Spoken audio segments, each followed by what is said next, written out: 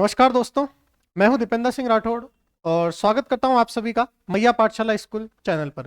तो दोस्तों, जैसा कि आप सभी को पता है कि इस हमारे चैनल के ऊपर जो भी बच्चे आप एग्जाम्स की तैयारी कर रहे हैं 9th 10th की 11th 12th की, उनके लिए जो क्लासेस है वो चलाई जा रही है।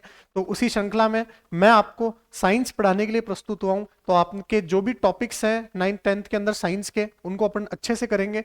तो आज का जो एक टॉपिक है वो बहुत बड़ा अच्छा टॉपिक लेंगे अपन। ठीक है, आपके जितने भी चैप्टर्स हैं सारे मैं ही कराऊंगा और बड़े अच्छे से करने का प्रयास करेंगे ताकि आप एग्जाम्स के अंदर बहुत अच्छे से परफॉर्म कर सके और कोई भी क्वेश्चन अपना जो आपके एग्जाम में आता है क्लास से बाहर ना जाए। तो दोस्तों, बड़े अच्छे से लेखन शैली, क्योंकि आपको लिखना बहुत अच्छा आना चाहिए एग्जाम्स के अंदर, आपको वर्ड्स का चुनाव अच्छा करना है ताकि आपको मार्क्स अच्छे मिले। तो उसी श्रृंखला को कंटिन्यू करते हुए, उस बात को ध्यान में रखते हुए अपन एक टॉपिक स्टार्ट करते हैं आज का। और टॉपिक का नाम हमारा रहेगा विद्युत यानी इलेक्ट्रिसिटी। ठीक है, मैं दोनों लैंग्वेजेस यूज करूंगा, बाय लैंग्वेज इंग्लिश भी यूज करूंगा, हिंदी भी यूज करूंगा, ताकि जो बच्चे इंग्लिश मीडियम के हो उनको कोई समस्या ना आए और वो आसानी से पढ़ सके। तो टॉपिक का हमारा नाम क्या है दोस्तों? विद्युत, और इसको अंग्रेजी में कहा जाता है इलेक्ट्रिसिटी। क्या कहा जाता है इसको? इलेक्ट्रिसिटी कहा जाता है, विद्युत कहा जाता है। इलेक्ट्रिसिटी यानी विद्युत। तो बात करते हैं इलेक्ट्रिसिटी की, विद्युत की। अब आप सब अच्छे से एक बार परिचित होंगे इस वर्ड से। आप चूंकि अभी 8वीं 9वीं कक्षा में ये वर्ड्स पढ़ के आए होंगे कि विद्युत क्या होता है, विद्युत के बारे में कहानी क्या कही जाती है। ये सारी चीजें आप विद्युत के बारे में पढ़ के आए होंगे, लेकिन इतना डिटेल आपने नहीं पढ़ा होगा क्योंकि हमारे टॉपिक थोड़ा डिटेल में है 10th क्लास में। तो अपन बड़े अच्छे से इसको लेंगे और विद्युत के बारे में चर्चा सुनेंगे, आखिर विद्युत है क्या। तो अगर मैं आपसे बात करूं विद्युत क्या है, तो विद्युत के बारे में क्या कहानी कही जाएगी। देखिए, आप देखते हैं कि भाई अगर मैं जहां पे भी विद्युत शब्द बोल रहा हूं तो उसका मतलब होगा विद्युत धारा। विद्युत शब्द किससे आता है? विद्युत धारा से आता है। तो कहने का मतलब, अगर मैं विद्युत बोल रहा हूं तो उसका सीधा सीधा कहने का मतलब है विद्युत धारा। तो हम किसकी चर्चा करेंगे दोस्तों? विद्युत धारा की चर्चा करेंगे। तो इलेक्ट्रिक करंट यानी विद्युत क्या होती है उसके बारे में चर्चा करते हैं। तो साधारण सी बात है, हमारे घर में लाइट आती है ना, आप देखते होंगे घर में लाइट आती है। तो घर में लाइट किसके कारण आती है? लाइट आती है, उसको विद्युत धारा ही तो कहते हैं अपन। तो वो लाइट आती किसके कारण है? आखिर क्या होता है ऐसा जिसके कारण विद्युत धारा उत्पन्न होती है? तो बेसिकली हमारे चर्चा का जो केंद्र रहेगा आज की कक्षा का, वो रहेगा विद्युत धारा के बारे में। तो आज की कक्षा में बच्चों हम किसकी चर्चा करेंगे? विद्युत धारा की चर्चा करेंगे। तो आज हमारा जो टॉपिक रहेगा वो रहेगा विद्युत धारा। ठीक है, इलेक्ट्रिक करंट, विद्युत धारा, इसको आई से दर्शाते हैं। इलेक्ट्रिसिटी, इलेक्ट्रिक करंट को आई से दर्शाते हैं, विद्युत धारा को। तो बात करें अपन विद्युत धारा की, क्या होती है विद्युत धारा। तो अगर विद्युत धारा की बात की जाएगी तो ध्यान से सुनिएगा दोस्तों, विद्युत धारा क्या होती है। विद्युत धारा की परिभाषा दी जाती है आवेशों के प्रवाह की दर। मैं परिभाषा लिख रहा हूं, फिर अपन इसको डिटेल पढ़ेंगे पूरा। विद्युत धारा की परिभाषा क्या होती है? आवेश के प्रवाह की दर, आवेश के प्रवाह की दर, आवेश के प्रवाह की दर विद्युत धारा कहलाती है। तो बेसिकली इलेक्ट्रिसिटी या इलेक्ट्रिक करंट का मतलब क्या है? आवेशों के प्रवाह की दर क्या कहलाती है? आवेशों के प्रवाह की दर विद्युत धारा कहलाती है। यह परिभाषा होती है किसकी? विद्युत धारा की। अब आप कहेंगे सर हमें तो यही नहीं पता ये आवेश क्या होता है। तो बेसिकली आपको कोई टेंशन नहीं लेनी है, मैं आपको सारी चीजें बताऊंगा। ये आवेश क्या होते हैं उसकी भी चर्चा अपन करेंगे। तो अब हम देखेंगे कि ये आवेश क्या होता है। तो आवेशों के प्रवाह की दर ही विद्युत धारा कहलाती है। इसको अपन आगे इस परिभाषा को कंटिन्यू करेंगे, लेकिन उससे पहले मैं आपको थोड़ा सा बता देता हूं किसके बारे में?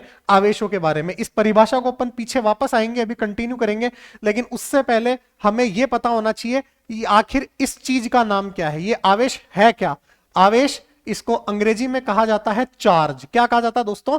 चार्ज कहा जाता है। तो बेसिकली अब जो अपन चर्चा करेंगे थोड़ी सी, वो किसके बारे में करेंगे?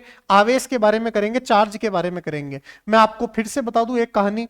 बात यह है, जो आपके चैप्टर जो लिखा हुआ है पुस्तक के अंदर, आपकी जो राजस्थान बोर्ड की या एनसीईआरटी की पुस्तक है उसके अंदर आपके सीधा लिखा हुआ है कि विद्युत वाला चैप्टर, ओनली विद्युत लिखा हुआ है। और विद्युत के अंदर कहीं पे भी आवेश के बारे में डिटेल चर्चाएं नहीं है। परंतु न्यूमेरिकल क्वेश्चन आपके एग्जाम्स में और बुक के अंदर भी, आपके जो राजस्थान बोर्ड की बुक है उसमें भी दे रखे हैं, एनसीईआरटी में भी दे रखे हैं, 4 से न्यूमेरिकल क्वेश्चन दे रखे हैं। तो बेसिकली हमें आवेश के बारे में थोड़ा बहुत पढ़ना है जिससे हमें जानकारी मिल पाए और हम एग्जाम में अगर इससे कोई क्वेश्चन आए तो हम आसानी से इस क्वेश्चन को कर पाए। तो दोस्तों, अगर मैं बात करूं आवेश की, आवेश क्या होता है? तो आगे जब भी आप लोग 11वीं 12वीं कक्षा में जाओगे और अगर आप भविष्य में विज्ञान विषय लेते हो तो आपको फिजिक्स के अंदर आवेश के बारे में पढ़ने का बहुत अच्छे से मौका मिलेगा। लेकिन मैं आपको थोड़ा सा पहले ही ब्रीफ कर दूं कि भाई आवेश क्या होता है। आप वहां पे जाने के लिए तो भी आपको टाइम लगेगा, 1 साल लगेगा पूरा, लेकिन फिर भी मैं आपको ब्रीफ कर देता हूं ताकि आपके कहानी समझ में आ जाए। आवेश क्या होता है, देखिए आप जब भी आगे पढ़ोगे तो एक चीज पढ़ोगे, चुंबक के चारों ओर का क्षेत्र होता है चुंबकीय क्षेत्र। बेसिकली चुंबक वाला चैप्टर तो आपके है भी सिलेबस के अंदर, विद्युत धारा का चुंबकीय प्रभाव नाम से चैप्टर है, तो उसको तो अपन पढ़ने ही वाले हैं। पर बेसिकली क्या होता है, चुंबक के चारों ओर का क्षेत्र कहलाता है चुंबकीय क्षेत्र, है ना। चुंबक के चारों ओर का एक क्षेत्र रहता है जहां पे आप किसी भी लोहे के पदार्थ को या चुंबकीय पदार्थ को लेके जाओगे तो वो उसकी ओर आकर्षित होता है, तो वो चुंबकीय क्षेत्र होता है। इसी प्रकार से एक आवेश होता है, उसके चारों ओर का जो क्षेत्र होता है वो विद्युत क्षेत्र होता है। क्या क्या कहलाता है, वो विद्युत क्षेत्र कहलाता है। तो आवेश के चारों ओर का क्षेत्र क्या कहलाता है, विद्युत क्षेत्र, और चुंबक के चारों ओर का क्षेत्र क्या कहलाता है, चुंबकीय क्षेत्र। तो बेसिकली आवेश की परिभाषा क्या दी जाती है, आवेश क्या होता है, आवेश एक ऐसी चीज है जिसको यदि आप किसी विद्युत क्षेत्र में लेके जाओ जो आवेश के चारों ओर का क्षेत्र है, और किसी चुंबकीय क्षेत्र में लेके जाओ जो चुंबक के चारों ओर का क्षेत्र है, तो वह एक बल अनुभव करता है। यानी मान लो अगर ये आवेश है तो ये, अगर इसको अपन विद्युत क्षेत्र में लेके जाएंगे यानी आवेश के चारों ओर के क्षेत्र में, और चुंबक के चारों ओर के क्षेत्र में लेके जाएंगे, तो यह एक बल अनुभव करेगा। जैसे आप अगर किसी लोहे की वस्तु को, किसी चुंबक को किसी दूसरे चुंबक के एरिया में लेके जाओगे तो वो उसको एक बल अनुभव करता है, खींचती है ना वो चुंबक उसको आकर्षण बल से। तो वही बात है आवेश की, कि अगर आप, आवेश एक ऐसी चीज है जिसको अगर आप एक विद्युत क्षेत्र या एक चुंबकीय क्षेत्र में लेके जाओगे तो वह एक बल अनुभव करती है, एक बल अनुभव करता है, और उसी पदार्थ को क्या कहा जाता है, आवेश कहा जाता है। तो अगर आपसे कोई आवेश के बारे में पूछे कि बताइए आवेश क्या होता है, तो क्या बोलोगे आप, आवेश क्या होता है, आवेश एक ऐसी पदार्थ है जिसको यदि हम किसी चुंबकीय क्षेत्र में या किसी विद्युत क्षेत्र में लेके जाएं तो वह एक क्या अनुभव करता है, बल अनुभव करता है। तो अगर मैं आवेश की परिभाषा बोलूं तो क्या बोलोगे आप, आवेश की परिभाषा बोलोगे, आवेश एक, आवेश एक ऐसा पदार्थ है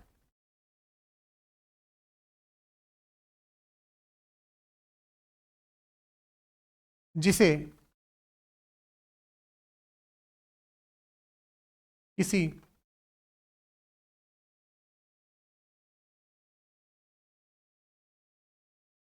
विद्युत क्षेत्र या किसी विद्युत क्षेत्र या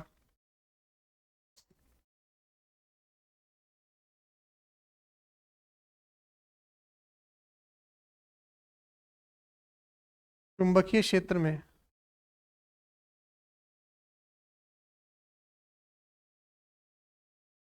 ले जाने पर एक बल अनुभव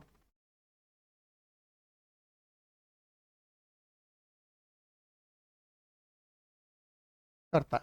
कहने का मतलब, आवेश जो है उसको अगर आप किसी विद्युत क्षेत्र या किसी चुंबकीय क्षेत्र में लेके जाओगे तो सर वह एक बल अनुभव करेगा, ठीक है, कोई ना कोई बल अनुभव करेगा, और उस पदार्थ को अपन क्या कहेंगे, आवेश कहेंगे। ये परिभाषा थोड़ी सी हार्ड है, आप लोग अभी उस लेवल पे नहीं हो कि इसको समझ पाओ, पर फिर भी मैंने इसीलिए बताई क्योंकि जब आप फ्यूचर में जाओगे 11वीं 12वीं कक्षा में तो आपको बहुत सहायता मिलेगी इससे। और अन्यथा है नहीं, क्योंकि आपके एग्जाम में क्वेश्चन दे रखा है, मतलब आपके बुक के अंदर क्वेश्चन है, अगर न्यूमेरिकल क्वेश्चन इस आवेश के फिनोमिना से पूछ रखा है तो फिर आपको पढ़ना जरूरी है। अभी अपन इसको और डिटेल पढ़ेंगे। अब दूसरी बात आती है, सर ये हमने पढ़ लिया आवेश के बारे में, लेकिन आपने देखा होगा, आपने थोड़ी बहुत नॉर्मल जानकारी आवेश के बारे में पढ़ी होगी, तो आपने धनावेश ऋणावेश के बारे में जरूर सुना होगा, है ना, कैटाइन एनाइन, यानी धनावेश और ऋणावेश के बारे में जरूर सुना होगा। और साधारणतः कहीं पे आपने ये बात सुनी होगी, धनावेश का मतलब होता है प्रोटॉन और ऋणावेश का मतलब होता है इलेक्ट्रॉन। ये बात आपने पिछली 8वीं 9वीं कक्षा में थोड़ी बहुत सुनी होगी। धनायन का मतलब होता है प्रोटॉन, और ऋणायन का मतलब होता है आवेश। तो हम यहां पे बात करेंगे थोड़ी बहुत आवेश के प्रकारों की। तो आपको ध्यान रखना है, आवेश 2 प्रकार का होता है। कितने प्रकार का होता है, 2 प्रकार का। तो बात करूं मैं अगले बिंदु की आवेश के अंदर, तो आपको ध्यान रखना है कि जो आवेश होता है वो आवेश 2 प्रकार का होता है। कितने प्रकार का होता है दोस्तों, आवेश 2 प्रकार का होता है। तो बात करते हैं आवेश के प्रकारों की। तो आवेश 2 प्रकार का होता है। आपसे पूछ ले कौन कौन से प्रकार का होता है आवेश 2, तो सबसे पहला आवेश 2 प्रकार का होता है। सबसे पहला है आपका धनावेश, सबसे फर्स्ट है धनावेश, जिसको अपन कैटायन बोलते हैं, है ना। और दूसरा होता है आपका ऋणावेश, जिसको अपन क्या बोलते हैं दोस्तों, एनायन बोलते हैं। ठीक है, तो दो प्रकार का आवेश होता है, एक तो धनावेश और एक क्या होता है, ऋणावेश। अब साधारणतः इस धनावेश को आप प्रोटॉन से दर्शाते हो। जो प्रोटॉन होता है उसको किस में शामिल किया जाता है, धनावेश में शामिल किया जाता है।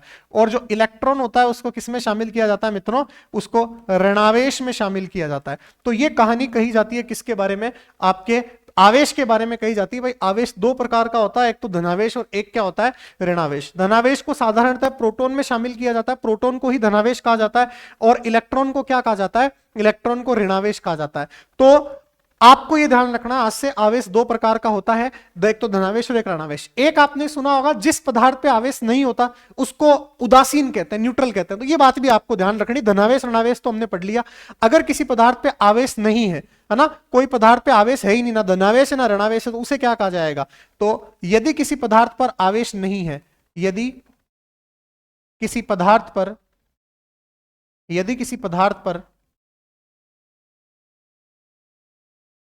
आवेश उपस्थित नहीं है, यदि किसी पदार्थ पर आवेश उपस्थित नहीं है, तो उसे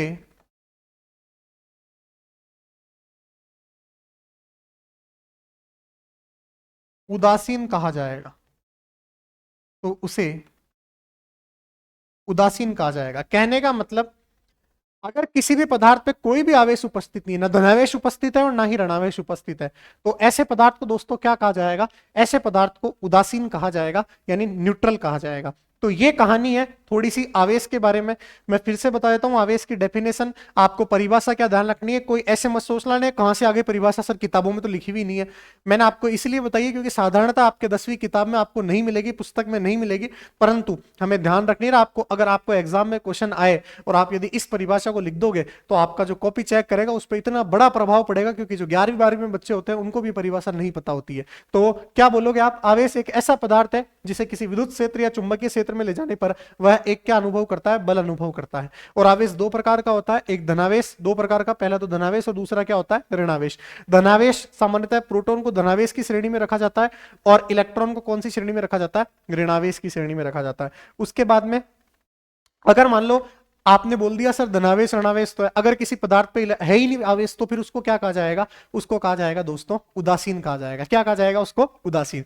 ये कुछ बातें अपन ने आवेश के बारे में पढ़ी है, अभी आवेश खत्म नहीं हुआ है। अपन देखो बेसिकली अपन ने चैप्टर कौन सा स्टार्ट किया है, विद्युत धारा, है ना, विद्युत स्टार्ट किया है, पर विद्युत पे तो अपन अभी आए ही नहीं है। कैसे नहीं आए, हमने सिर्फ विद्युत के बारे में ये देखी है परिभाषा, आवेशों के प्रवाह की दर विद्युत कहलाती है, लेकिन उसको वहीं पे छोड़ दिया और सीधा अपन किस पे आ गए, आवेश को पढ़ने आ गए। अभी वापस आएंगे विद्युत के ऊपर, लेकिन हमें यह तो पता होना चाहिए कि जिस परिभाषा में हम शब्द काम में ले रहे हैं आवेश, आखिर वो होता क्या है, उसके बारे में भी तो चर्चा पता होनी चाहिए आपको।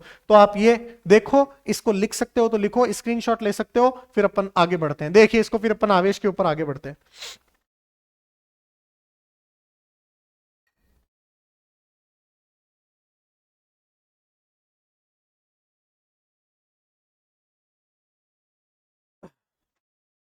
चलिए आगे बढ़ते हैं, आवेश खत्म नहीं हुआ है अभी, अपन विद्युत पे नहीं आएंगे अभी। अब आते हैं अपन नेक्स्ट टॉपिक पे। नेक्स्ट टॉपिक है आवेशों के गुणधर्म, है ना, आवेशों की कहानी पढ़ रहे हैं अभी अपन। अब आ रहे हैं अपन आवेशों के गुणधर्म पे। नेक्स्ट टॉपिक है आपका आवेशों के गुणधर्म, आवेशों के गुणधर्म।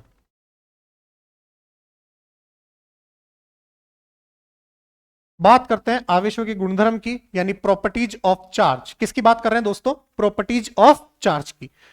तो आवेशों के गुणधर्म क्या क्या है, अब यहीं से आपके जो आपकी एनसीईआरटी पुस्तक है या आपकी राजस्थान बोर्ड की जो पुस्तक है उसमें न्यूमेरिकल क्वेश्चन आपको दे रखे हैं, ठीक है। बट अपने को क्या करना है, अपने को डायरेक्ट क्वेश्चन नहीं करना है, पहले उसकी थ्योरी समझनी है कि आखिर वो क्वेश्चंस आए कहां से। फिर मैं आपको जो भी क्वेश्चंस आपके एग्जाम में दे रखे हैं उनकी चर्चा मैं कराऊंगा आपको, ठीक है। अपन साथ के साथ में क्वेश्चन करेंगे। सबसे पहला गुणधर्म, आवेशों का जो सबसे पहला गुणधर्म है वो क्या कहता है, आवेशों का सबसे पहला गुणधर्म कहता है आवेश सदैव संरक्षित रहता है। आवेश सदैव, आवेश सदैव संरक्षित रहता है। क्या मतलब है इसका, आवेश सदैव संरक्षित रहता है, इसका मतलब क्या है? मतलब ना तो आप आवेश का निर्माण कर सकते हो और ना ही आप आवेश को मिटा सकते हो यानी नष्ट कर सकते हो। मतलब आवेश हमेशा जिस अवस्था में था वापस उसी अवस्था में रहेगा, संरक्षित रहेगा। चार्ज इज ऑलवेज कंजर्व्ड, यानी आवेशों का ना निर्माण किया जा सकता है और ना ही उनको मिटाया जा सकता है, ना ही उनको नष्ट किया जा सकता है। तो मैं ये कह सकता हूं कि आवेश सदैव क्या रहता है? संरक्षित। और अगर इसकी डिटेल परिभाषा लिखे तो क्या लिखेंगे? आवेश सदैव संरक्षित रहता है अर्थात अर्थात आवेशों को ना तो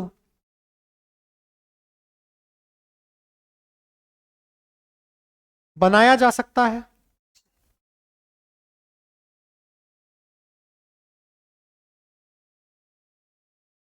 और ना ही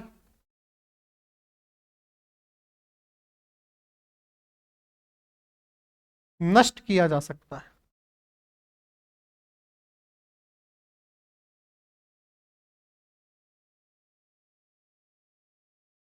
ये आवेशों की क्या होती है दोस्तों? कहानी होती है। यानी आवेश हमेशा संरक्षित रहते हैं, ना आप उनका निर्माण कर सकते हो ना ही आप उनको क्या कर सकते हो? नष्ट कर सकते हो। ये आवेश की कहानी होती है। ठीक है, आप समझ गए। दूसरा नियम यानी दूसरा पॉइंट आवेशों के गुणधर्म का, बहुत इंपॉर्टेंट, और मैं कहता हूं इसका सबसे शानदार उपयोग है और बहुत जगह इससे न्यूमेरिकल क्वेश्चन आते हैं, आपके एग्जाम में भी आने की प्रबल संभावना है, बुक में भी आपके बहुत दे रखे हैं। दूसरा जो नियम है आवेशों के गुणधर्म का, वो नियम कहलाता है, मैं लिख रहा हूं इसको बड़े ध्यान से देखना, इसको कहते हैं,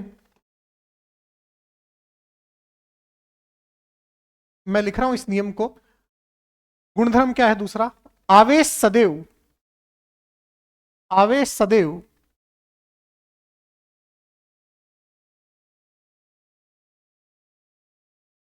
क्वांटीकृत होते हैं।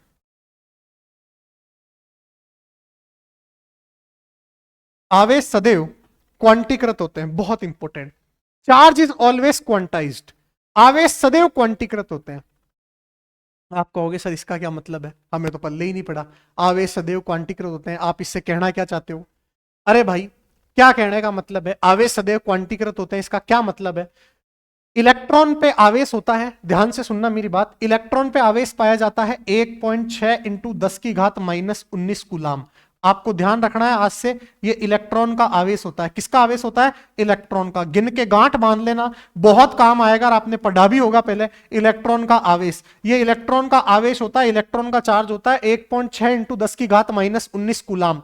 1.6 into 10 to the power minus 19 coulomb, इसी का मतलब कूलाम होता है, ये आवेश का मात्रक होता है। इलेक्ट्रॉन पे आवेश कितना पाया जाता है? 1.6 इंटू 10 की घात माइनस 19 कूलाम, ये इलेक्ट्रॉन का आवेश होता है। ठीक है, अब आवेश क्वांटीकृत होने का इलेक्ट्रॉन के आवेश से क्या संबंध है? ध्यान से सुनना मेरी बात।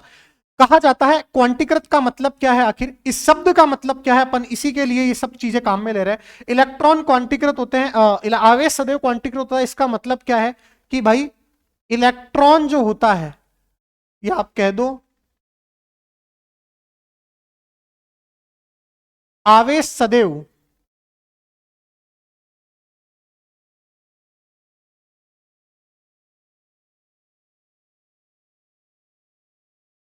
या मैं इसको पूरा डिटेल लिखूं तो आप ऐसे कह सकते हो, किसी तार में या किसी चालक पदार्थ में आवेश, किसी तार में आवेश इलेक्ट्रॉन,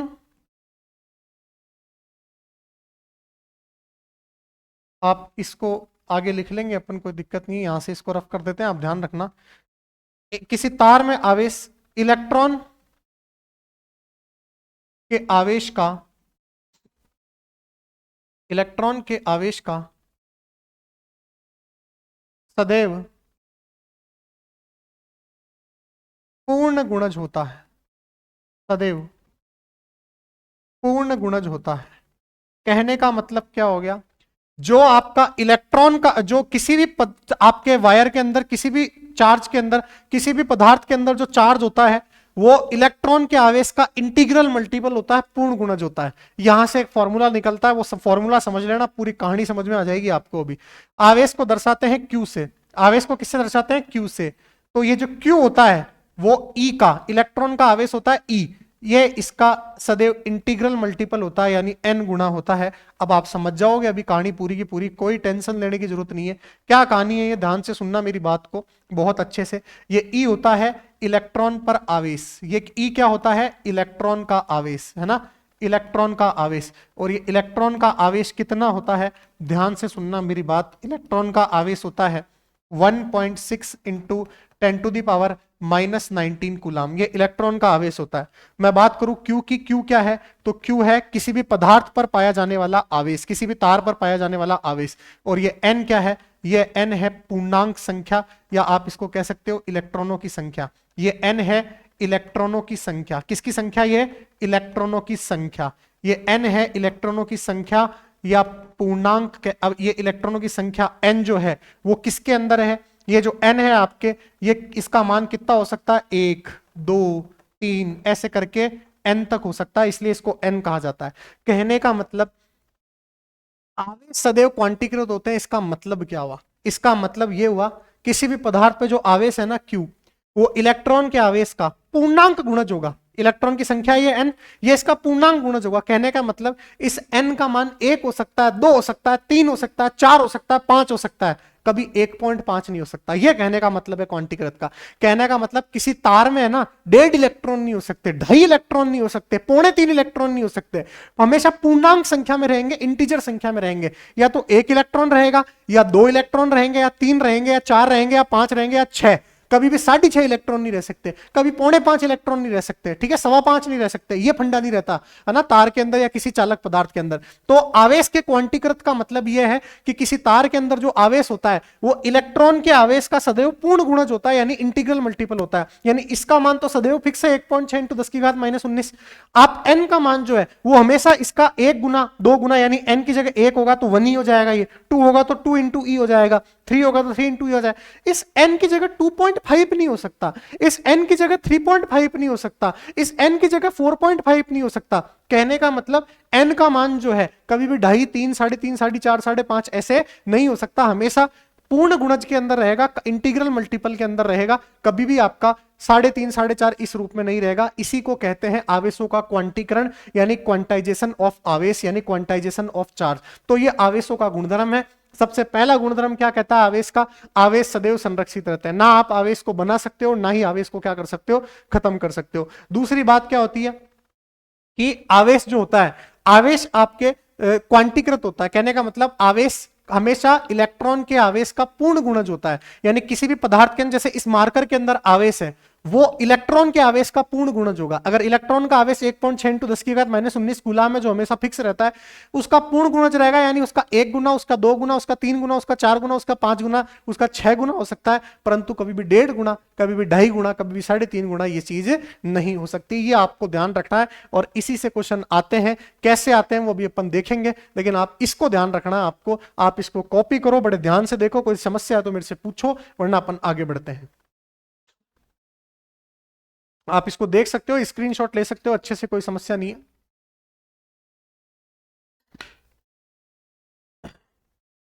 चलिए, तो आगे बढ़ते हैं अब अपन आवेशों पे ही। अब इस टॉपिक से कुछ क्वेश्चन निकालते हैं अपन, जो क्वेश्चन आते हैं एग्जाम के अंदर। तो मैं क्वेश्चन लिख रहा हूं, आपको उसके आंसर करने की कोशिश करनी है ना, रफ कॉपी के अंदर कहीं पे भी। क्वेश्चन है देखो, एक तार में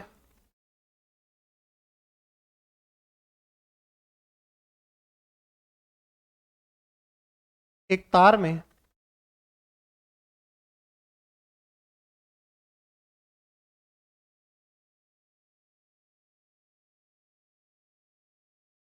आवेश का मान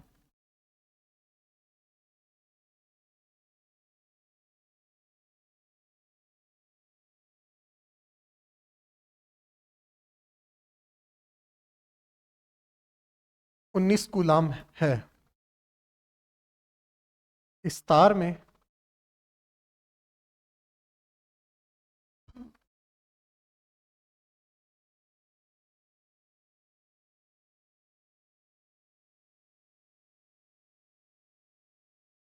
पाए जाने वाले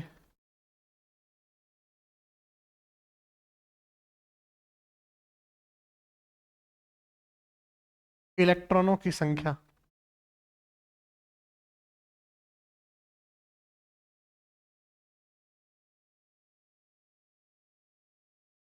ज्ञात करें।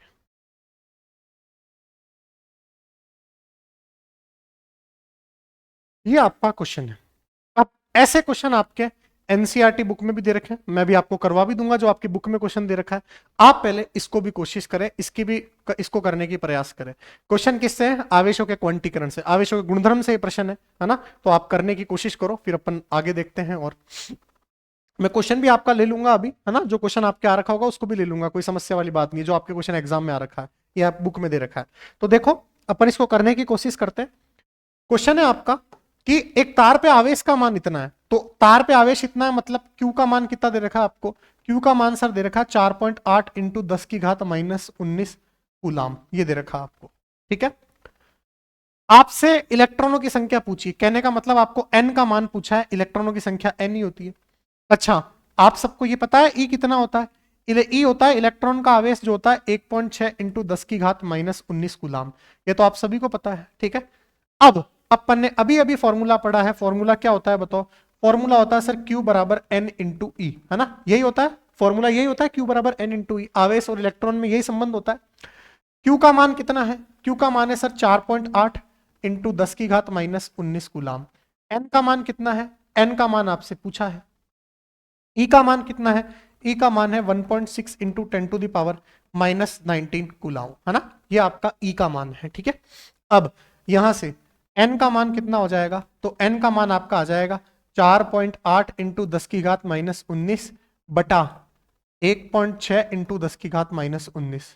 आप जब इसको सॉल्व करोगे तो क्या आ जाएगा? देखो 10 की घात -19 से 10 की घात -19 चला गया, पॉइंट से ये पॉइंट चला गया, 16 एकम 16, 16 32, 16 3 48। तो n का मान कितना आ गया प्यारे प्यारे बच्चों? n का मान आ गया आपका 3। तो प्यारे बच्चों आंसर क्या आ गया n का? n का आंसर आ गया 3, यानी इलेक्ट्रॉनों की संख्या तार में कितनी आ गई? 3। तो अपन क्या लिख सकते हैं? तार में इलेक्ट्रॉनों की संख्या कितनी हो गई? आपको पूरा लिखना है एग्जाम के अंदर, तभी नंबर मिलेंगे, है ना? आपका कोई ऑब्जेक्टिव एग्जाम नहीं है जो आपको ऐसे ही नंबर मिल जाएंगे। तो तार में इलेक्ट्रॉनों की संख्या कितनी है प्यारे बच्चों? तार में इलेक्ट्रॉनों की संख्या, अतः तार में इलेक्ट्रॉनों की संख्या कितनी हो जाएगी? तार में इलेक्ट्रॉनों की संख्या 3 है ना? तार में इलेक्ट्रॉनों की संख्या कितनी है? 3 है। इस तरीके से जब आप करोगे तब आपको नंबर मिलेंगे। अब मुझे एक बात बताओ, क्या आपको कोई समस्या आई इस क्वेश्चन को करने में? सर बिल्कुल नहीं आई। क्यों नहीं आई? क्योंकि फॉर्मूला हमको पता था Q बराबर N ही होता है। ये फॉर्मूला अगर आपको पता हो तो ही कहानी बैठ पाएगी। कहने का मतलब इस फॉर्मूले का ज्ञान होना आपको जरूरी है। आपको पता होना चाहिए आवेश और इलेक्ट्रॉन की संख्या और इलेक्ट्रॉन के आवेश में क्या संबंध होता है। इससे अपन ने ये चीज निकाल ली। देखिए कोई समस्या है तो आप मुझसे कमेंट बॉक्स में पूछिएगा, मैं रिप्लाई दूंगा आपको। लेकिन आप आगे अपन देखते हैं। अब अपन एक क्वेश्चन की चर्चा कर लेते हैं जो आपकी बुक में लिखा हुआ है, जो आपके एनसीईआरटी पुस्तक में लिखा हुआ है, तो उसकी चर्चा अपन कर लेते हैं, है ना? तो मैं ले लेता हूँ वो क्वेश्चन आपके जो पुस्तक में लिखा हुआ है, फिर अपन आगे देखते हैं। देखिए, हाँ क्वेश्चन लिखा हुआ है, ध्यान से देखिएगा। मैं वही क्वेश्चन दे रहा हूं जो आपको एनसीईआरटी बुक के अंदर लिखा हुआ है। तो क्वेश्चन है आपका, एक कूलाम एक कूलाम एक कूलाम आवेश एक कूलाम आवेश की रचना करने वाले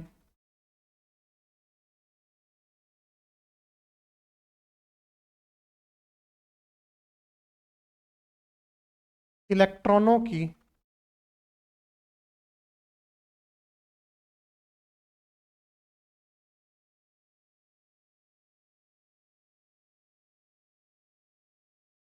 संख्या का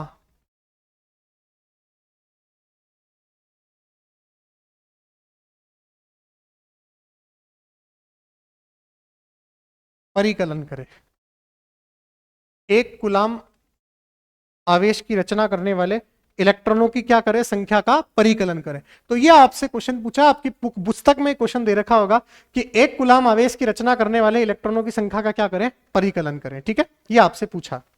अब कहानी वही है, फिर से फॉर्मूला आपको पता होना चाहिए। बुक में आपके क्वेश्चन दे रखा है, एनसीईआरटी पुस्तक का क्वेश्चन है ना? तो एनसीईआरटी जो है पहले चलती थी, जिनका क्वेश्चन है ये Q बराबर NE। अब इसके अंदर आप देखो, मुझे बताओ सीधी सीधी बात, Q क्या दे रखा है? Q दे रखा है एक कूलाम, है ना? Q की जगह एक दे रखा है। तो आपको पहले तो आपको जो जो दे रखा है वो लिखो आप। तो Q का मान कितना दे रखा है? Q का मान सर दे रखा है एक कूलाम, है ना? इलेक्ट्रॉनों की संख्या पूछी यानी n आपसे पूछा है। E का मान कितना होता है अपन को पता है सभी को, 1.6 इंटू 10 की घात माइनस 19 कूलाम। यह कहानी तो आप सभी को दोस्तों पता है, आपको अच्छे से पता है। बात आती है अब अपन को जो नहीं पता। अब फॉर्मूला आता है Q बराबर NE के ऊपर, अपन को पता है ये फॉर्मूला क्या होता है। अब Q का मान कितना है, Q का मान है 1 कूलम, N का मान आपको पता करना है और E का मान है 1.6 into 10 to the power minus 19 coulomb. अब यहां से N का मान कितना हो जाएगा, N का मान हो जाएगा 1/1/1.6 इंटू 10 की घात माइनस 19। अब यहां से 10 की घात माइनस 19 ऊपर जाएगा तो 10 की घात क्या हो जाएगा, प्लस का 19/16। ये एक और ऊपर चल जाएगा तो यहाँ पे 10 बच जाएगा, पॉइंट हटा के आप इसको भी ऊपर भेज दोगे तो एक 10 और बच जाएगा, तो 10 की घात 20/16 आपका ये आंसर आ जाएगा। अब आप इसको आराम से कर लेना है ना, आप यहां से 100 भी निकालते हो बाहर तो 16 छिंग छीण में 6 इंटू समथिंग आएगा आंसर, है ना। तो अगर आप इसको बाहर से निकालते हो तो आप इसको ऐसे लिख सकते हो कि भाई n बराबर, इसको यहां से ले रहा हूं मैं, n बराबर हो जाएगा, अगर मैं इसको 100 इंटू 10 की घात 18 लिखता हूं, है ना, तो ये बटा 16, है ना। तो 16 छिंग छीण में होता है आपका, है ना, 16 छिंग छीण में होता है। तो छिंग छीण में तो 4 बच जाएगा, तो आप सीधा सीधा 6 समथिंग, 6 इंटू 10 की घात 18 आंसर लिख सकते हो और यही आपका क्या आ जाएगा, आंसर आ जाएगा। तो 6 इंटू 10 की घात 18 आपका क्या आ जाएगा, आंसर। चूंकि पॉइंट में आ रहा है तो आपको मैंने पहले ही बताया इलेक्ट्रॉनों की संख्या कभी पॉइंट में नहीं आ सकती, तो आप 6 पॉइंट जो भी आ रहा है उसको पॉइंटों को छोड़ दो, सीधा सीधा 6 पकड़ लो तो आपका आंसर हो जाएगा। मैं वापस बता रहा हूं क्या कहानी है, बुक का क्वेश्चन था एनसीईआरटी का, इसलिए मैंने बताया आपको। क्यू का मान 1 कूलाम दे रखा, आवेश का मान आपको बोला 1 कूलाम आवेश की रचना करने वाले इलेक्ट्रॉनों की संख्या का परिकलन करें। कहने का मतलब आवेश का मान 1 कूलाम दे रखा है, इलेक्ट्रॉनों की संख्या आपसे पूछी है, आपको इलेक्ट्रॉनों पे आवेश का मान पहले से पता है। अगर आपको आवेश का मान पहले से पता है तो आप मुझे बताओ अब आप n का मान निकाल सकते हो क्या? सर बिल्कुल निकाल सकते हैं। कैसे? फॉर्मूला होता है Q बराबर एन ई। क्यू का मान 1, n की जगह n रखा, E की जगह 1.6 इंटू 10 की घात माइनस 19 रखा, n का मान यहां से आ जाएगा 1/1.6 इंटू 10 की घात माइनस 19। यहां से आप सीधा सीधा कैलकुलेशन करोगे तो 6 इंटू 10 की घात 18 लगभग आपका आंसर आ जाएगा। संख्या है ये, इसका कोई मात्रक नहीं होता संख्या का। तो ये आपके एग्जाम का क्वेश्चन था, जो बुक का क्वेश्चन है वो बताया है मैंने। तो आप क्या ये आवेश की कहानी आपको समझ में आई कि नहीं आई? सर बिल्कुल आई। कैसे? आवेश वो पदार्थ है जिसको अगर आप किसी विद्युत क्षेत्र या किसी चुंबकीय क्षेत्र में लेके जाओ तो वह एक क्या अनुभव करेगा? बल अनुभव करेगा। फिर अपन ने आवेश के गुणधर्म पढ़े। आवेश सदैव क्वांटीकृत होता है, आवेश संरक्षित रहता है, आवेश सदैव क्या होता है? क्वांटीकृत। क्वांटीकृत का मतलब क्या है? आवेश जो होगा वो इलेक्ट्रॉन के चार्ज का n गुणा मल्टीपल होगा, यानी n संख्या से मल्टीपल होगा, यानी पूर्णांक गुणज होगा सदैव। 1 2 3 4 5 6 7 इस तरीके से इलेक्ट्रॉनों के मान होंगे, कभी भी 1.5 2.5 3.5 4.5 ऐसे नहीं हो सकते। ये कहानी होती है आपके किसकी? इलेक्ट्रॉनों के आवेशों के क्वांटीकरण की। उसके बाद अपन ने क्वेश्चन पढ़े, Q बराबर NE इसका फॉर्मूला होता है। उससे 2-3 क्वेश्चन पढ़े जो आपके बुक में भी था और जो मैंने 1-2 क्वेश्चन आपको ऐसे भी बताए, तो आप इनको कर सकते हो बड़े अच्छे से, कोई समस्या वाली बात नहीं है। तो ये क्वेश्चन अपन ने करे हैं। अब दोस्तों अपन आते हैं अपन वापस अपनी वाली कहानी पे। अपनी वाली कहानी कौन सी? ये आवेश हमने पढ़ लिया। अब सर हम जिस कहानी पे थे वापस उसी पे आते हैं, बात करते हैं विद्युत धारा की फिर से, है ना। विद्युत धारा मैंने बताया है, आवेशों के प्रवाह की दर क्या कहलाती है? विद्युत धारा। अब आप समझ गए आवेश, पूरी कहानी। और मैंने आपको यह भी बता दिया आवेश मुख्य रूप से 2 ही प्रकार के हैं, एक तो प्रोटॉन और एक कौन सा है? इलेक्ट्रॉन। और मैं आपको अभी और यह बता दूं, आपके आवेशों में विद्युत धारा के प्रवाह में कौन भाग लेते हैं? इलेक्ट्रॉन भाग लेते हैं। कौन भाग लेते हैं? इलेक्ट्रॉन। इलेक्ट्रॉन सदैव आवेशों के प्रवाह में भाग लेते हैं। कहने का मतलब जो आवेशों का प्रवाह होता है, विद्युत धारा बनती है, वो इलेक्ट्रॉनों के प्रवाह से बनती है। तो अपन ये भी कह सकते हैं कि विद्युत धारा के प्रवाह में कौन भाग लेते हैं? तो विद्युत धारा के प्रवाह में मुख्यतः इलेक्ट्रॉन भाग लेते हैं। तो आपको यह भी ध्यान रखना है, आवेश में भी कौन से आवेश भाग लेते हैं? ऋणावेश यानी इलेक्ट्रॉन। विद्युत धारा के प्रवाह में, विद्युत धारा के प्रवाह में मुख्यतः है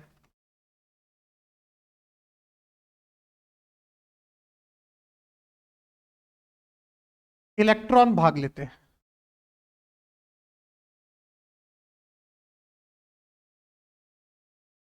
इलेक्ट्रॉन भाग लेते हैं। कौन भाग लेते हैं दोस्तों? इलेक्ट्रॉन भाग लेते हैं। तो विद्युत धारा के प्रवाह में मुख्यतः भाग कौन लेते हैं? इलेक्ट्रॉन। तो यहां से मैं सीधी सीधी एक परिभाषा निकाल सकता हूं, एक फॉर्मूला लिख सकता हूं कि भैया विद्युत धारा क्या हो जाएगी? आवेशों के प्रवाह की दर है। तो विद्युत धारा को आप क्या लिख दोगे? सीधी सीधी कहानी, आवेशों के प्रवाह की दर है तो विद्युत धारा क्या हो जाएगी? विद्युत धारा हो जाएगी आपके पास, विद्युत धारा क्या हो जाएगी? विद्युत धारा हो जाएगी। आवेशों के प्रवाह की दर है, तो आवेश और दर किसके साथ मापी जाएगी? समय के साथ। तो प्रवाह की दर किसके साथ मापी जाएगी? समय के साथ। तो विद्युत धारा हो जाएगा आवेश बटेवा समय। विद्युत धारा क्या हो जाएगा मित्रों? आवेश बटेवा समय हो जाएगा, आवेश बटा समय हो जाएगा। तो विद्युत धारा को आई से दर्शाते हैं, आवेश को क्यू से दर्शाते हैं, समय को टी से दर्शाते हैं, चार्ज को। तो सीधा सीधा आई बराबर क्या हो जाएगा?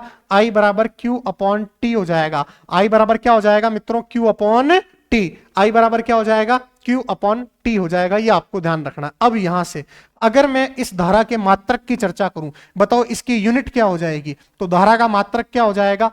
आवेश का मात्रक तो होता है कूलाम। आवेश का मात्रक क्या होता है? कूलाम होता है। समय का मात्रक होता है सेकंड। तो इसका मात्रक क्या हो जाएगा? कूलाम बटा सेकंड। क्या होता है? कूलाम बटा सेकंड। और इसी कूलाम बटा सेकंड को एक वैज्ञानिक था जिसका नाम था एम्पियर। क्या था? एम्पियर। और उस एम्पियर ने ही विद्युत धारा की परिभाषा दी थी, इलेक्ट्रिक करंट की परिभाषा दी थी। इसीलिए उसके सम्मान में विद्युत धारा का मात्रक क्या कहा जाता है? एम्पियर कहा जाता है। तो आज से आप ध्यान रखोगे, करंट का मात्रक क्या होता है? एम्पियर होता है। करंट का मात्रक क्या होता है? एम्पियर होता है। तो करंट क्या हो गई? आज से आप क्या बोलोगे? करंट चार्ज की फ्लो ऑफ चार्ज है ना, rate of flow of charge, यानी आवेश के प्रवाह की दर क्या कहलाती है? विद्युत धारा कहलाती है। यानी आई बराबर क्यू अपॉन टी, मात्रक हो जाएगा कूलाम बटा सेकंड, जिसको आप एम्पियर कह सकते हो। एम्पियर ने ही विद्युत धारा की परिभाषा दी थी, इसीलिए इसके सम्मान में एम्पियर कहा जाता है। क्या आप ये बात समझे या नहीं समझे? मेरे हिसाब से आपको एक कहानी समझ में आनी चाहिए। अभी तक अपन ने विद्युत धारा का फॉर्मूला जो पढ़ा है, चार्ज बटा टाइम, और आवेश भी कौन से भाग लेते हैं, तो आपको ध्यान पता होना चाहिए। विद्युत धारा के प्रवाह में इलेक्ट्रॉन भाग लेते हैं मुख्यतः। मैं मना नहीं कर रहा प्रोटॉन भाग लेते हैं, पर वो हायर लेवल में स्टडी की जाती है, आपके लेवल तक नहीं है। आपके काम की इतनी सी बात है कि विद्युत धारा के प्रवाह में कौन भाग लेते हैं? इलेक्ट्रॉन भाग लेते हैं। ठीक है, ये आपको ध्यान रखना। यहां से इसका मात्रक हो जाएगा एम्पियर। एम्पियर हो जाएगा कूलाम बटा सेकंड, जिसको क्या कहते हैं? एम्पियर कहते हैं। अब दोस्तों बात करते हैं थोड़ी सी और आगे। कहानी यह है, इसी फॉर्मूले को मैं अभी अभी मैंने ये देखा था कि इस फॉर्मूले के अंदर एक कहानी अभी मैंने और चर्चा करी थी। मैंने आपको अभी अभी ये बताया था कि Q बराबर होता है N इंटू ई। अभी अभी अपन ने पढ़ा था आवेशों के क्वांटीकरण से। किससे? आवेशों का जो क्वांटीकरण नियम कहता है, आवेशों का क्वांटीकरण क्या कहता है? आवेशों का जो क्वांटीकरण है वो क्या कहता है? आवेशों का क्वांटीकरण कहता है कि Q बराबर क्या होता है? N इंटू ई। यही होता है आवेशों का क्वांटीकरण, Q बराबर N इंटू ई। तो अगर मैं इस फॉर्मूले में, किस फॉर्मूले में? इस I बराबर Q अपॉन टी में अगर मैं इस Q की जगह एन ई रख दूं, Q की जगह क्या रख दूं? N इंटू ई। भाई रख सकता हूं ना, आवेशों का क्वांटीकरण नियम ये कहता है। तो धारा का फॉर्मूला क्या हो जाएगा? N E upon T. ये आपका विद्युत धारा का क्या हो जाएगा? फॉर्मूला हो जाएगा, है ना। विद्युत धारा का क्या हो जाएगा? फॉर्मूला। यहाँ पे ई क्या होता है सर? यहाँ पे ई होता है इलेक्ट्रॉन का आवेश। क्या होता है? इलेक्ट्रॉन का आवेश। ये ई होता है इलेक्ट्रॉन का आवेश, है ना, इलेक्ट्रॉन का आवेश। ई का मान होता है इलेक्ट्रॉन का आवेश, जो बताओ कितना होता है प्यारे प्यारे दोस्तों? वो होता है 1.6 इंटू 10 की घात माइनस 19 कूलाम। एन क्या होता है? इलेक्ट्रॉनों की संख्या। एन क्या होता है? इलेक्ट्रॉनों की संख्या। इलेक्ट्रॉनों की संख्या। और बताओ आई क्या होता है? आई होता है विद्युत धारा। आई क्या होता है? विद्युत धारा। और टी बताओ क्या होता है? समय। टी क्या होता है? समय। ठीक है, तो ये आपके विद्युत धारा का एक और फॉर्मूला हो गया। आई बराबर क्यू अपॉन टी को ही अपन सीधा सीधा लिख सकते हैं आई बराबर एन ई अपॉन टी, है ना, क्योंकि अपन को पता है क्यू बराबर क्या होता है? एन ई होता है, अपन ने पढ़ा है। क्या ये बात आपको समझ में आई क्या? सर बिल्कुल आई समझ में। इससे क्वेश्चन करेंगे जो आपकी पुस्तक में भी है, उस क्वेश्चन को करेंगे और फिर अपन आगे बढ़ेंगे। ठीक है, तो आप देखो इसको, कोई समस्या तो पूछो, वरना अपन आगे बढ़ते हैं, क्वेश्चन की तरफ बढ़ते हैं। ठीक है, देखो आप इसको लिखो अच्छे से।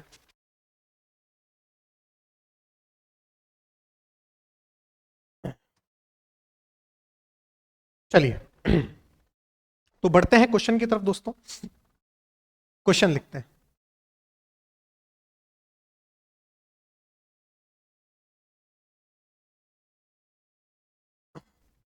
क्वेश्चन देखते हैं, जो आपकी पुस्तक में क्वेश्चन है उसी को देखते हैं, है ना। तो क्वेश्चन आपका लिखा हुआ है, देखिए सबसे पहले एक तो कोई छोटा सा क्वेश्चन ये लिखा हुआ है, किसी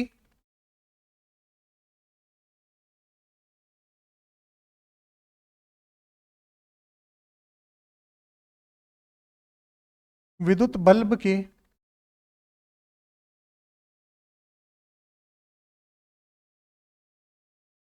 तंतु में से 0.5 एम्पियर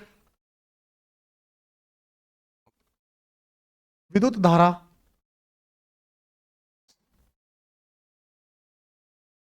दस मिनट तक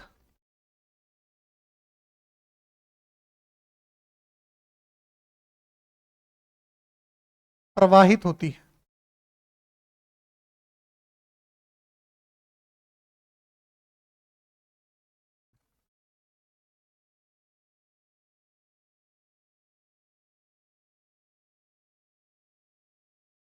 विद्युत परिपथ से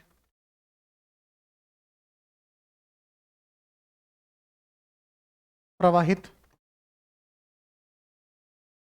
आवेश का मान ज्ञात करें। तो आपसे आवेश का मान पूछा है। अब जरा मुझे बताओ आप इस क्वेश्चन का आंसर क्या होगा। ये आपकी पुस्तक का प्रश्न है। मैं ज्यादातर कोशिश ये करता हूं कि आपके बुक के क्वेश्चन कराएं ताकि आपको थोड़ा सा फेमिलियर लगे। फिर अपन और भी पढ़ेंगे क्वेश्चन। तो आपको क्या क्या दे रखा है सबसे पहले वो लिखना है। सबसे पहली स्ट्रेटजी क्या क्या दे रखा है। आपको धारा दे रखी है, आई का मान दे रखा है 0.5 एम्पियर, ये सबसे पहले दे रखा है। समय दे रखा है 10 मिनट। अब देखना मेरी बात ध्यान से, हमेशा मिनट को सेकंड में चेंज करना है ना, टाइम को सेकंड में चेंज करना है। मिनट में दे रखा है आपको, इसको सेकंड में चेंज करो तो 10 मिनट, 1 मिनट में 60 सेकंड होते हैं, है ना। तो 60 सेकंड तो कितने सेकंड हो गए टोटल, 600 सेकंड हो गए। ये सबसे पहले काम करना है। जब भी टाइम मिनट में देखो तुरंत सेकंड में चेंज कर दो। तो हमने चेंज कर लिया, 600 सेकंड आ गया। क्या पूछा है आपसे, सर आवेश का मान पूछा है, क्यू का मान पूछा है, ठीक है। तो आप मुझे एक बात बताओ, मैंने अभी इतनी देर से कब से आपको बोल रहा हूं कि भैया आई बराबर होता है क्यू अपॉन टी। क्या होता है बताओ, आई बराबर क्यू अपॉन टी, यही होता है। अपन जानते हैं आई बराबर क्यू अपॉन टी होता है। तो यहां से क्यू का मान कितना है बताओ। क्यू का मान तो अपन को पूछा है ना, क्यू का मान अपन को पूछा है। इस क्वेश्चन को अपन देखें आगे नेक्स्ट पेज पे करते हैं। तो अपन को पता है आई बराबर क्या होता है, क्यू अपॉन टी, पता है अपन को सभी को, है ना। आपसे क्या क्या दे रखा है, आपको आई का मान दे रखा है 0.5 एम्पियर, क्यू का मान आपसे पूछा है, टी का मान 600 सेकंड है, ठीक है। अब आपको क्यू का मान पूछा है तो वज्र गुणा कर दो आपस में, तो क्यू हो जाएगा 0.5 इंटू 600 हो जाएगा, सीधा सीधा पॉइंट हटाया नीचे जीरो आ गया, 10 से 10 कट, ये जीरो कट गया, 6 पंजे 30, क्यू का मान कितना आ गया 300 कूलाम आ गया। आंसर क्या आ गया बताओ, 300 कूलाम। तो 300 कूलाम दोस्तों क्या आ जाएगा, आंसर आ जाएगा। तो सीधा सीधा क्यू की जगह अपन को पता करना था क्यू का मान, आई का मान दे रखा था, टी का मान अपन को पता था, ठीक है। सीधा सीधा मैंने आपस में गुणा कर दिया तो किसका मान आ गया दोस्तों, क्यू का मान आ गया, यानी आवेश का मान आ गया। तो ये कहानी हुई आपके किसके बारे में, विद्युत धारा के बारे में। सीधा सीधा आई बराबर क्यू अपॉन टी से फॉर्मूला था, है ना, उससे क्वेश्चन था जो अपन ने कर लिया। बहुत इंपॉर्टेंट क्वेश्चन था और इससे आपके क्वेश्चन पूछे भी जा सकते हैं जो मैंने आपको बताए हैं। तो दोस्तों आज की कक्षा में अपन यहीं तक रखेंगे। इसके और भी न्यूमेरिकल क्वेश्चन करेंगे, लेकिन वो कौन सी कक्षा में करेंगे, आगे की कक्षा के करेंगे। आज अपन ने क्या पढ़ा है, आज अपन ने विद्युत वाला चैप्टर स्टार्ट किया और विद्युत की परिभाषा पढ़ी। विद्युत का मतलब विद्युत धारा से है। विद्युत धारा का मतलब होता है आवेशों के प्रवाह की दर, समय के साथ आवेश जो प्रवाह होते हैं, ठीक है। आवेश कितने प्रकार का होता है, अपन ने आवेश के बारे में पढ़ा सबसे पहले कि आवेश क्या होता है, एक ऐसा पदार्थ जो विद्युत क्षेत्र या चुंबकीय क्षेत्र में एक बल अनुभव करता है, उसको ही अपन क्या कहते हैं दोस्तों, आवेश कहते हैं, ठीक है। आवेश मुख्यतः दो प्रकार का है, धनावेश और ऋणावेश, यानी प्रोटॉन और इलेक्ट्रॉन साधारण तौर पर। फिर आवेशों के गुणधर्म पढ़े, आवेश संरक्षित रहता है सदैव, आवेश का क्वांटीकृत होता है, आवेश क्वांटाइज्ड होता है, यानी Q बराबर N इंटू ई फॉर्मूला पढ़ा, उससे न्यूमेरिकल करे। फिर अपन वापस आ गए विद्युत धारा के ऊपर। आवेशों के प्रवाह की दर क्या कहलाती है, विद्युत धारा, यानी I बराबर Q अपॉन टी, समय के साथ आवेशों के प्रवाह की दर। फिर अपन ने देखा इसको Q बराबर N भी लिख सकते हैं, तो I बराबर N इंटू ई अपॉन टी, ये आपका एक सीधा सीधा फॉर्मूला बन गया धारा का। फिर अपन ने धारा के फॉर्मूले से कुछ क्वेश्चन करें। अभी आई बराबर एन ई अपॉन टी, और भी इंपॉर्टेंट जो फॉर्मूले हैं उनसे क्वेश्चंस बाकी है।